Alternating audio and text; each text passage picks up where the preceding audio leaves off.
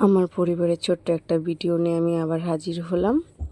আমার বাড়ির বড় মেয়ে, যাকে তোমরা সবাই মিলে ভালো করে চেনো, টিন্টি বলে।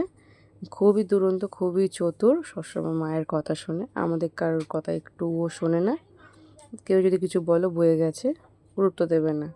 এই যে 3 মক্কেল এখানে বসে আছেন, কখন মা ওদেরকে খেতে দেবে। কিন্তু আজকে এখনও অবধি মাছ আসেনি, তাই মা ফ্রিজে চিকেন বার করে রেখেছে জলে ভিজিয়ে। এই যে বলছি বলে আবার তাকিয়ে রয়েছে, কি বলা হচ্ছে ওদের নামে। এই যে চিকেনটা ঠান্ডা আছে, এখনও অবধি দেওয়া যেতে পারবে না, কারণ ঠান্ডা লেগে যেত ওদের একটুতে। তাই মা এখনই চেক করছে যাতে ওদের ঠান্ডা না লেগে যায়, সেইভাবে দেখছে যাতে ঠিকঠাকভাবে ঠান্ডাটা কাটানো যায়। আর ওরা তাড়াহুড়ো করছে, একটু দাও একটু দাও। মা বলছে মাছ এলে আবার দেওয়া হবে। আর এই যে কালী বুড়ি বাইরে বসে রয়েছে, আমাদের ফুলকুমারী, এই হলো ফুটোবাবু।